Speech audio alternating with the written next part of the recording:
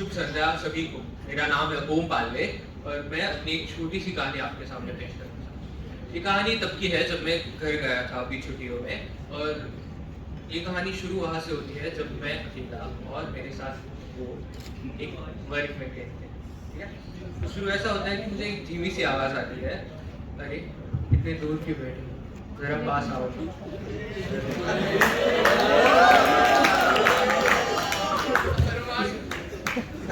उसने कहा मन ही मन में, मैं भी बोल पड़ा कि क्यों नहीं।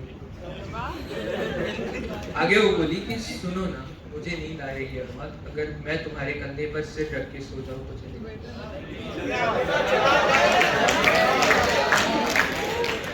इतना कह के वो बिना मेरे जवाब का इंतजार किए सो गई।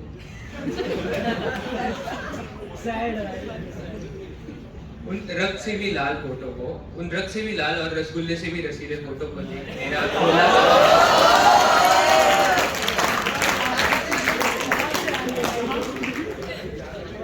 हल्के से मैं उसकी तरफ बढ़ा तो तभी उसने झट से अपनी आंखें खोली। मैं वैसा का वैसा थम गया, बस मेरी तशरीफ चारों दिशाओं में कहाँ गुम हो गई।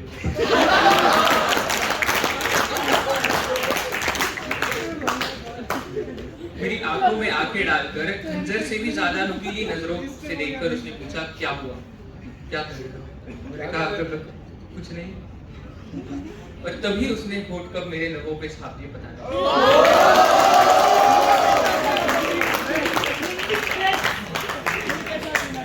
सटैक अचानक से मेरे गाल पे एक चाटा लगा और पता चला कि ये सब एक सपना है।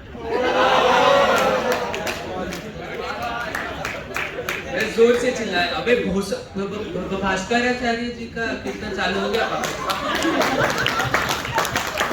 खोल के देखा तो सामने हमारे आदरणीय पिताश्री खड़े थे।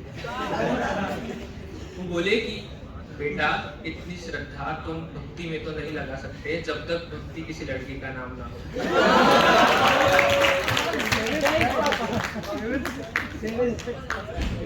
सच बताओ कि क्या किए हो? तुम्हारा भालू जितना बड़ा छोटा भाई हमें आकर कह रहा था कि हमारे कमरे में सोने की जिद कर रहा है। तुम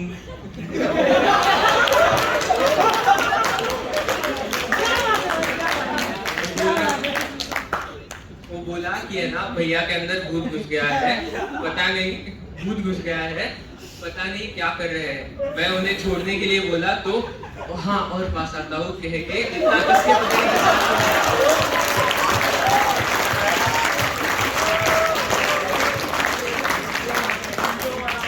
भागो जल्दी उससे बात करो वरना तुम्हारी माताजी हमारा सांस लेना मुश्किल है। वो इतना कहे, मैं उन्हें समझाया कि आप चिंता मत कीजिए, मैं उसे समझा दूंगा, बस इतना बता दीजिए कि उसके अलावा और कुछ वो बोला है। हिसाब चुकता करने में फिर आसानी होती है। फिर उसके बाद इतना सब कहने के बाद पिताजी बोले कि और कुछ नहीं, बस इतना ही बोला वो, उठो जल्दी, छुट्टी का मतलब ये नहीं कि तुम कुंभकर्ण की तरह बेड बिस्तर पे पड़े रहो, जाओ घर काम में मदद करो, मैं भी दफ्तर के लिए निकल रहा हूँ। इतना कह के हमारे धृतराष्ट्र हमारा महाभारत के नजरअंदाज करके निकल गए। घर के IITN साहब यानी मैं बिस्तर से उठा। हम कई दिन बाद घर गए थे, पर अब भी उतने ही निकम्मे। खुद के कपड़े कहाँ रखे हैं ये भी याद है। माँ से पूछा तो माँ बोली कि अलमारी में ही रखे हैं, और सच था, मेरी अलमारी में ही मेरे कपड़े थे। बस दिक्कत ये थी कि मैंने गलत अलमारी खोल दी और धड़ाम से मेरी सारी यादों का पिटारा गिर पड़ा। मैं चीजें समेट ही रहा था, वापस रख रहा था कि तभी हाथ में एक तस्वीर। उस तस्वीर को देखने के बाद मेरे पीछे का पूरा जगत मिट गया। कुछ ध्यान में ना रहा, मैं कौन हूँ, कहाँ हूँ और मेरे पीछे कौन ये औरत है जो मैं इतने जोर से चिल्ला रही है, यानी मेरी माँ।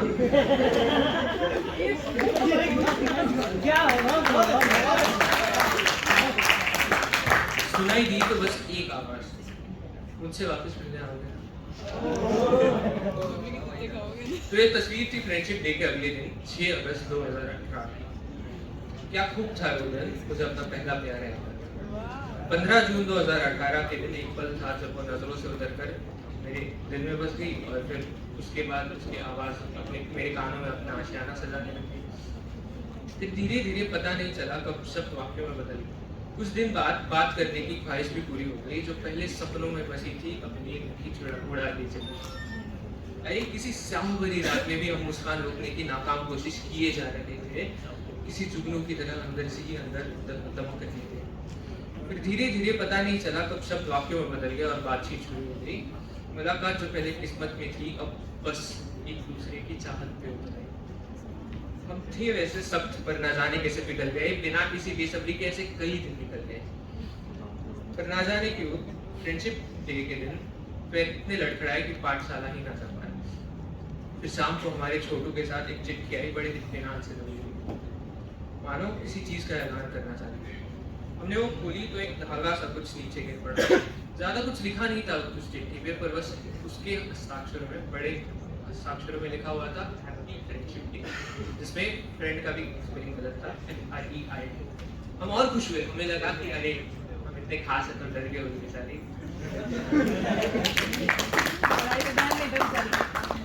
अगले दिन जो पाठशाला पहुंचे तो सामने से वो चलती हुई आई और कहा, वो जो तुम्हें अपने जेब में दबाया हुआ है ना, वो असल में तुम्हारे पड़ोस में एक दोस्त को देना था, माफ करना, छोटी सी गलती हो गई। छोटू पिटने वाला तो था, क्योंकि मुझे लगा कि उसने ये जानबूझकर किया होगा। फिर मैं जब उसे ब्रेसलेट वापस देने की कोशिश करने लगा तो वो बोली कि अरे नहीं, रहना तो, हैप्पी बिलेटेड फ्रेंडशिप डे। फिर लगा कि इतना बुरा भी नहीं है। और अगले ही दिन वही छोटू हमारे हिस्से की कचौड़ी भी दबा के ठूस रहा। फिर जब उसे पूछा कि सच बताओ तुम्हें वो चिट्ठी किसे देने बोली थी, तो वो बोला कि आपको ही देने बोली थी भैया, थोड़ा गुस्से में थी भाभी, कल पूछ रही थी आप स्कूल क्यों नहीं गए। और आइसक्रीम खिलाते वक्त साफ साफ बोली कि बिना किसी को पता चले आप तक वो चिट्ठी पहुंचाए, अगर आपके अलावा किसी और को देना होता तो अपने छोटे भाई को ना भेजती। यह सुन के मैं झट से बोला, भैया 2 मसालेदार कचौड़ी एक्स्ट्रा चटनी के साथ पैक कर। ऐसा लग रहा था कि मैं किसी करण जौहर के पिक्चर में तो नहीं। फिर जब याद आया कि मेरे पिताजी फिल्म स्टार नहीं, तो भरोसा हुआ कि ये कोई पिक्चर। तो ये था मेरा पहला प्यार जो मैं भूल गया था, मतलब पूरी तरह से नहीं, बस जबरदस्ती भूल गया था। भूल गया था कि भूल गया था क्योंकि मुझे भुलाना पड़ा। साथ ही साथ भूल गया उसे दिए हुए हर तोहफे का मतलब जो घंटों बाजार में ढूंढ के लाया था।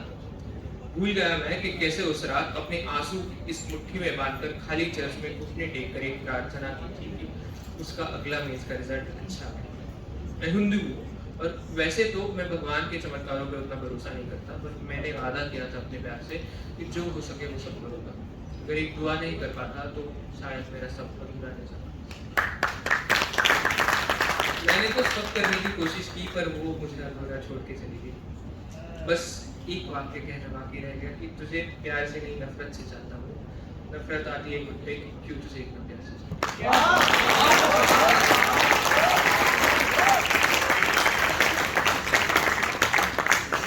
कहानी में वापस आता है कि तो मैं वापस बक्से से बैठने लग गया और अचानक से फोन बजने की आवाज आई।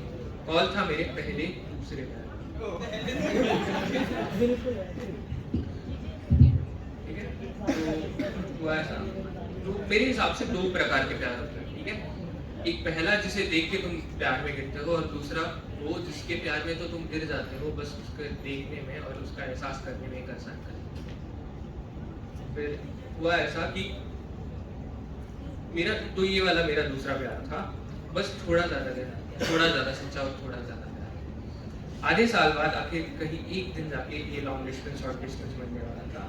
कॉल उठाने के बाद सीधा नहाने चला गया, फट से तैयार होकर झट से भागने लगा। ये अलग बात है कि पीछे 4 कुत्ते भी पड़े, पर उस दिन बड़े जोर से भागा था। भागते भागते मुझे उसका एक किस्सा याद आया। उसे अंग्रेजी पोएट्री पसंद थी और हिंदी के नाम पे वो यह भूतवाला के आगे कभी बढ़ी नहीं। पर हम ठहरे मुंशी प्रेमचंद के दीवाने। वो अतीत में अंग्रेजों से आजादी के लिए लिखते थे और हम इस अंग्रेज के भविष्य में कैद होने के लिए। वो मुझे बड़ा अजीब समझती है। वो मुझे आई लव यू कहती है तो मैं उसे जवाब में मुझे तुमसे प्रेम है कहता हूँ। पता नहीं इस सच्चाई पर वो हर बार क्यों किलकारी उठाती है और कहती है कि अरे ऐसा। एक दिन मैंने पूछ लिया वरना, तो वो सामने से बोली कि वैसे तो हम शुद्ध ब्राह्मण हैं, पर कुछ गुनाह हमसे भी हो।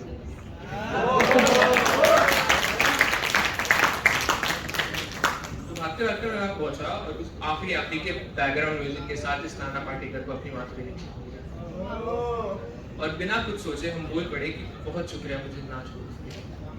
और उसके लिए कुछ पंक्तियां लिखी थी, वो कहने लगा, मुझे याद आती है कभी, मुझे याद आती है उस पल की, मुझे याद आती है जब तू मेरा सवेरा था और उस शाम को जब तू चांद तारों से भी ज्यादा सुनहरा था, जब तेरी आंखों में नमी होती थी, बस एक और मिनट की एक कैसी अनंत कमी होती थी।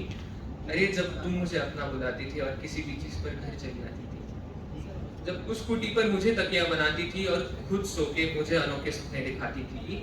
और एक जब चिंटू की चिंता मुझे होती थी और तुम्हें बस मेरी, चिंटू कब होगा पता नहीं, पर काश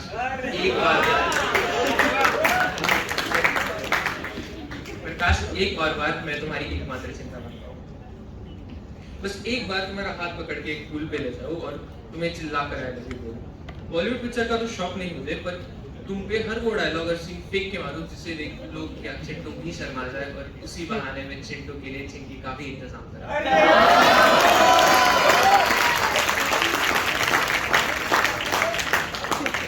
सारी यादें बनाई थी पर अब याद आती है बस तुम्हारे चेहरे, अंधेरे में पड़े इस बेजान लाश की सूखी आंसू को कहाँ ली। इसके जवाब में भरी आंखों से उसने मुझे देखा और केवल एक वाक्य कहा, आई ओ मी। मैंने उसे पूछा कि इसका मतलब क्या है, तो वो बोली कि प्यार से भी ज्यादा कुछ करती हूँ तुमसे और तुमसे बढ़कर मेरे लिए कुछ है नहीं, तो इसलिए आई हूँ। उसके भावनाओं का गुरुत्वाकर्षण इतना ज्यादा था कि मैं उसके गले लग गया।